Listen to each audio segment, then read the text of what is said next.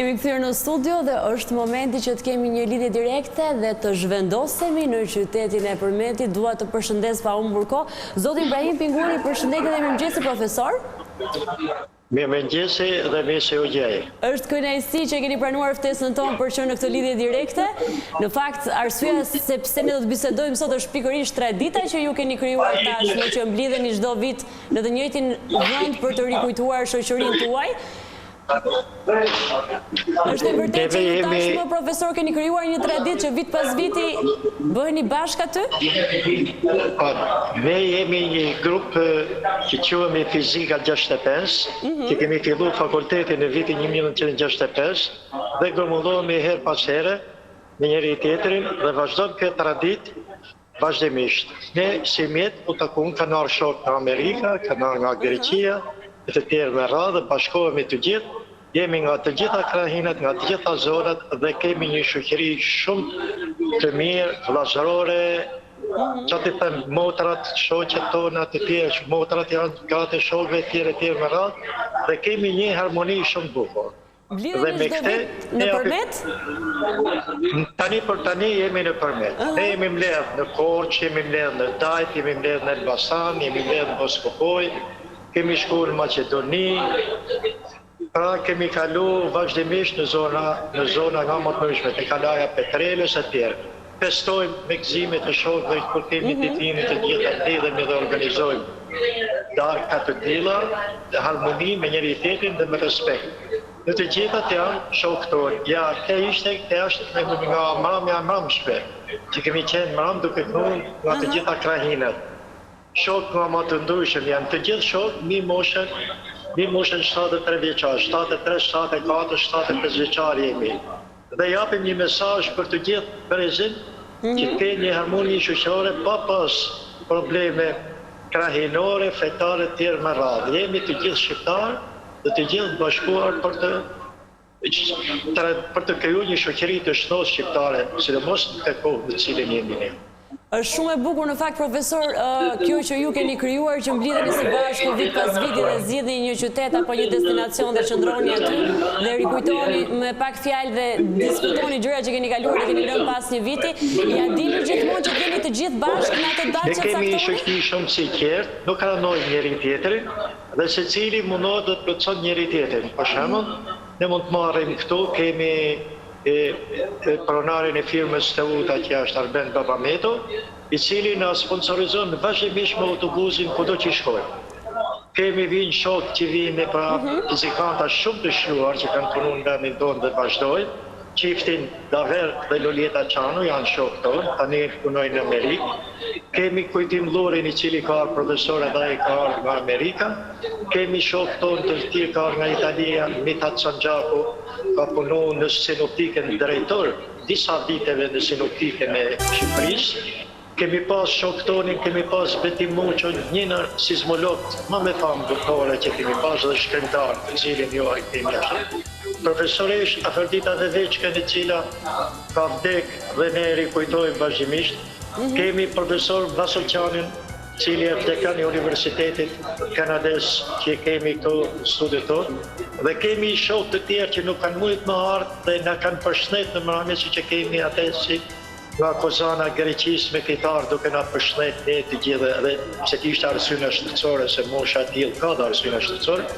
Po me shpirt e me zemër jam të gjithë shokët jam të. Ka një unitet që është më mrekullu, të gjithë mrekullorë për marrin vesh që ne jemi kështu.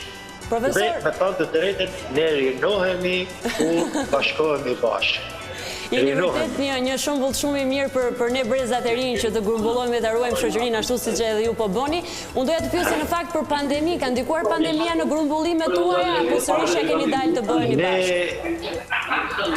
Pandemia, me thënë të drejtën, ne u mblodhëm fill mas pandemisë soli rrugë, kemi respektuar rregullat, kemi respektuar të gjitha udhëzimet qeveritare dhe shëndetësore dhe mas pandemisë u mblodhëm te Tajvani, pjesa që ishim në Tiranë. Dhe përcaktuam datën 22 shtator, të cilën do vishim ne nga Përmeti, nga Grupa Kërcyrës e tjerë. Dhe e vazhduam dhe erdhën shokë, ke marrë mendimin unanim të gjithë shokëve. Dhe kemi ardhur. Por do të keni parasysh që të gjithë ne jemi profesora muzike, që kemi dhënë mësim në për shkollat e ndryshme të Republikës, në të gjitha anët, dhe në të gjithë ne kemi rezultuar dashamirësi, harmoni, nëshmëri dhe si edhe me saj kemi kalu shumë bukur dhe këte vazhdojmë të arrujmë dhe të kultivojmë, sepse po shohim disa gjana që ne moshës tonë na i vret syt kemë. Në aspektin e sjelljes së rinisë dhe në aspektin e harmonisë shoqërore. Prandaj ne do në me dhani shembull të tillë. Përmetin e keni shijuar sado pak si destinacion duke qenë se jeni mbledhur këtë vit aty? Ne në përmet, për mua që unë jam nga Shkodra, për shembull, ka qenë hera parë që e pash, kur mrekullova, është kënaqësi dhe e shijum edhe na kanë pritur shumë mirë dhe kemi kaluar shumë mirë. Tani prej këto do nisemi dhe do shkojmë në Ardeniç. Atje do po shkojmë, do vinë edhe një 2 shokë tjerë të cilët s'kan mujt marrë këtej se janë të smurë nga fjeri dhe do po shkojmë me ne dhe do hajmë direkt ma qovën dhe do të bëjmë ndalimin në Ardeniç për hir të atij shokut tonë. Ne jemi si trupi vetëm, të gjithë bashkë, një për gjithë, të gjithë për një. E kemi si motiv të investojmë. Në fakt, unë doja në fakt të pyesja dhe përsa i përket mënyrës se si ju organizoheni, këtë arrini përmes telefonit që bëni të gjithë së bashku, rrjeteve sociale, si ja dini që jeni gjithkohës në kontakt me njëri tjetrin? Ne kemi krijuar një grup në WhatsApp, i cili është grupi Fizika 65, dhe aty ne për çdo ditë japim mirëmëngjes, japim mesazhe, japim diskutime nga problemet nga më të ndryshme. Duke filluar nga shkencorët që janë profilit tonë dhe mrekullinave të tjera që shumë pak kush edhe mund t'i di dhe ne japim ata diskutime dhe diskutojmë me njëri tjetrin edhe duke diskutuar për diskutimet politike dhe për diskutimet shëndetësore, urojmë ditëlindjet, urojmë gëzimet e shokëve të tjerë në radhë, të gjitha. Ja një rast sensacional që mund të themi për shembull, një shok i joni mram kishte ditëlindjet, nuk e dishim asnjë, dhe shkona erdhi me tort dhe filloi me tanti augurja e pashkrim shumërime për ty dhe që një moment shumë i bukur dhe një moment surprizë që ne e bëmë këtë. Profesor, tani ndjekim së bashku një përshëndetje nga një miku juaj që nuk ka mundur të jetë prezent për shkak të largësisë në këtë takim tuaj të përvitshëm, e dëgjojmë së bashku? Patjetër.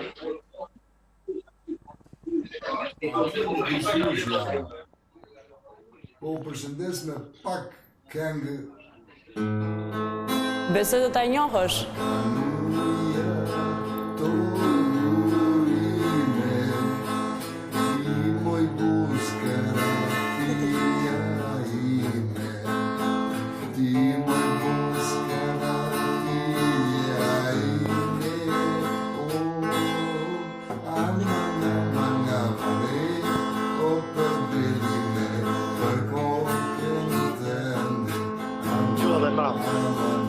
Besoj se e njohët, mikun tuaj.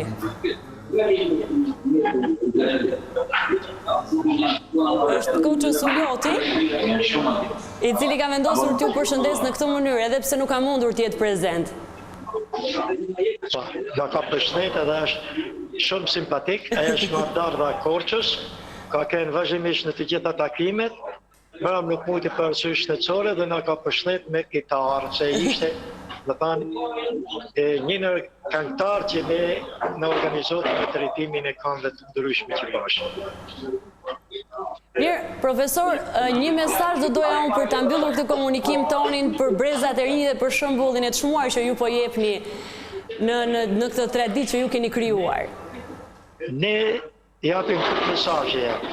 Të gjithë arsimtarëve të gjithë mësuesve të stafit arsimor që janë aty, nxënësit të konsiderojnë si me qenë fëmijë të tyre dhe të punojnë në shmëri dhe të kultivojnë vetëm dashuri dhe harmoni kolektive që aty në shkollë dhe në familjet e tyre të rrezatohet edhe nga familjet e tyre. Dhe të gjithë brezit të ri, i thojmë ta kujtojnë sa shoqëni shumë e bukur ka shoqënia tash se më vonë do pranojnë për këtë kohë që kanë kaluar. Dhe nuk kanë dalë fare, mandena do të thonë mjen boshllëkun që ato nuk janë më së bashku dhe të ta kujtojnë këtë kohë me nostalgji, siç e kujtojmë ne mbledhim dhe kujtojmë vitet studentore. Profesor, ju falenderoj shumë për këtë komunikim që patëm, uroj që kjo tradita juaj të vazhdoj me vite të tëra dhe të vazhdoni të na jepni të shembullin e mirë që keni krijuar. Ju uroj shëndet. Shumë faleminderit edhe për ju, ju urojmë shëndet edhe suksese dhe faleminderit për mesazhet që transmetoni nëpërmjet emisioneve tuaja. Shumë faleminderit. Faleminderit profesor.